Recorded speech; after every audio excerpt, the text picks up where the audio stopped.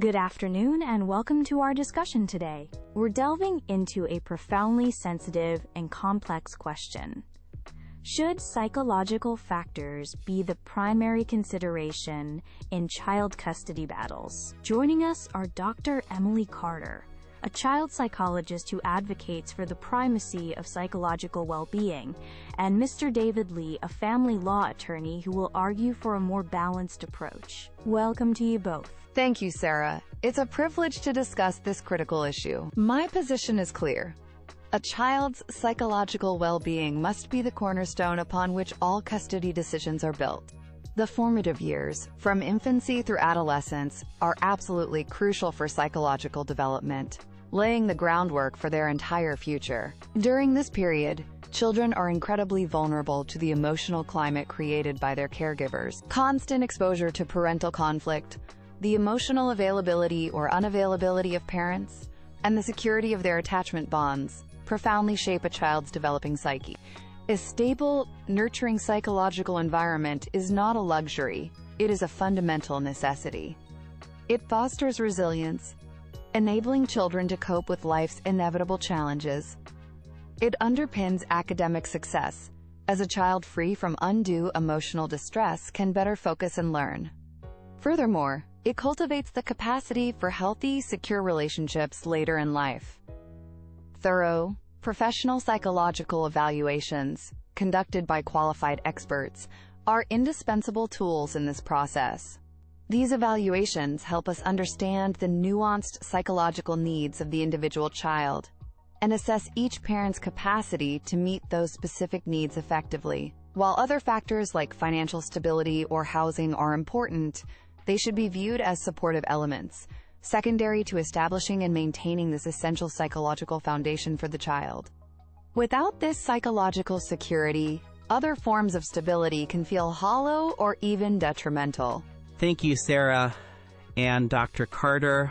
I appreciate the opportunity to present a different, though complementary, perspective.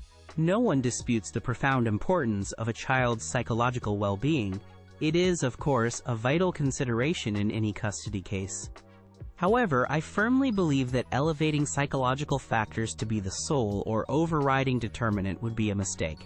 A holistic and balanced approach is essential for truly serving the child's best interests. The quote, "best interests of the child" standard, which guides our courts, inherently requires a comprehensive evaluation of numerous interconnected factors. These include the practical ability of each parent to provide basic care, ensuring the child has adequate shelter, nutritious food, and lives in a safe physical environment. Financial stability, while not the only measure, is also a crucial component, as it impacts access to resources, education, and healthcare. We must also consider the importance of continuity in a child's life, maintaining established routines, schooling, and social connections, where positive. Furthermore, a key factor is each parent's willingness and ability to support and facilitate the child's relationship with the other parent, assuming both are fit. My concern with an over-reliance on psychological assessments, despite their value, lies in their potential subjectivity. There can be legitimate, differing opinions among highly qualified experts, and these assessments are not immune to potential biases, however unintentional. Moreover, in high-conflict divorces, there's a tangible risk of parents attempting to manipulate these evaluations or coach children, which can muddy the waters significantly. Therefore, while psychological input is critical, it must be weighed carefully alongside other concrete, verifiable evidence to paint a complete picture.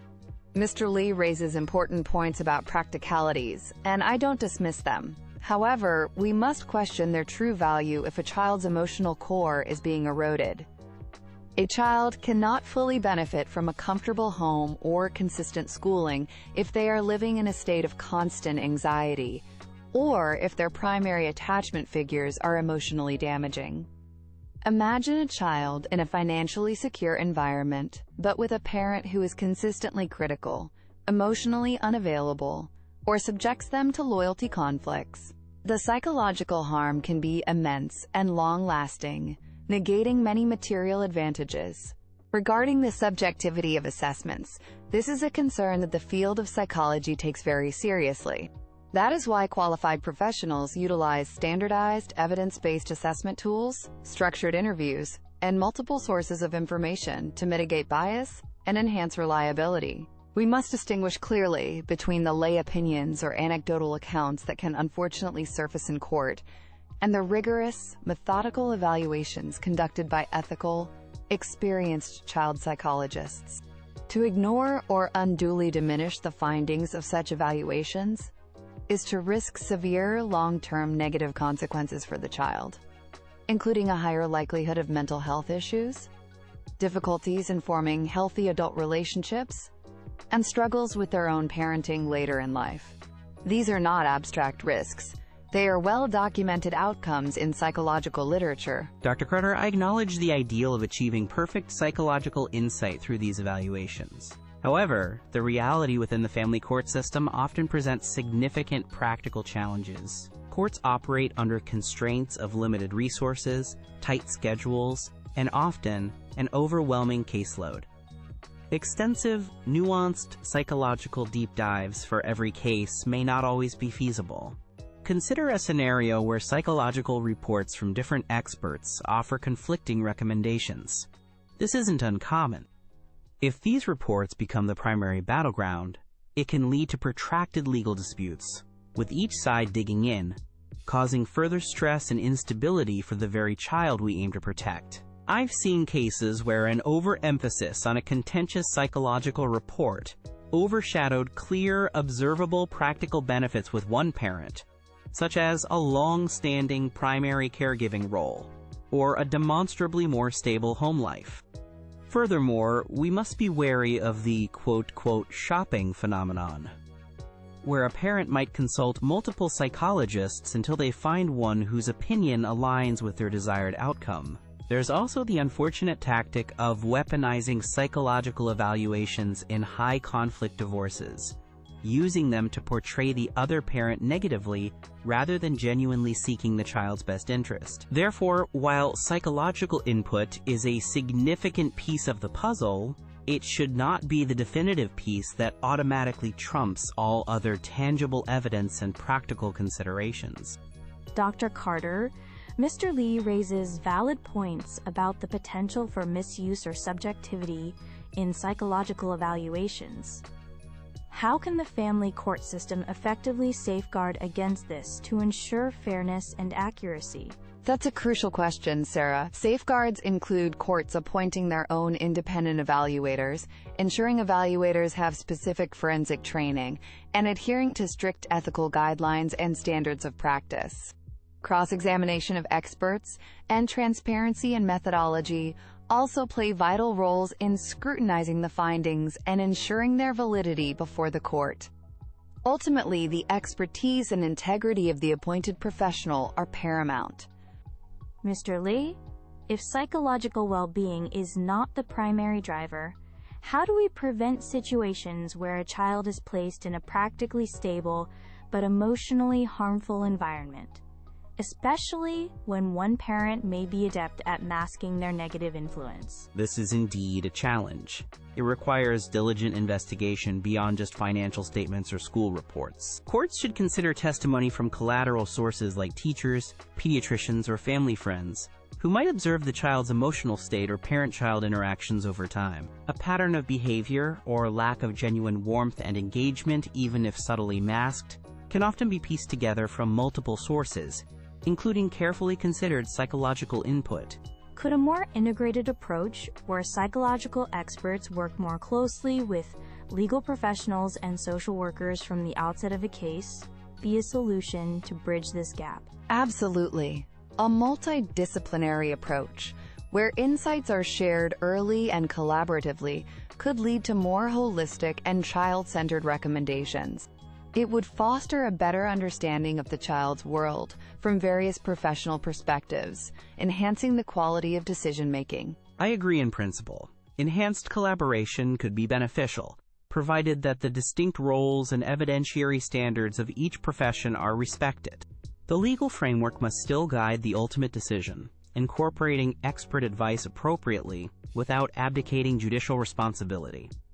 In closing, I want to reaffirm that a child's internal world, their psychological health and emotional security, are paramount for their long-term development and ultimate happiness.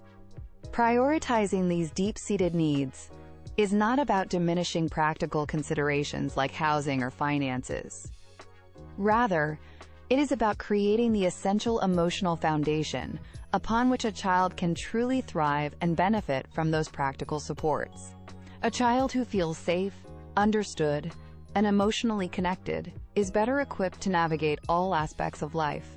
I urge our legal system to continue evolving, to better incorporate nuanced psychological insights, moving beyond a simplistic checklist approach to genuinely prioritize the child's emotional landscape in these life-altering decisions.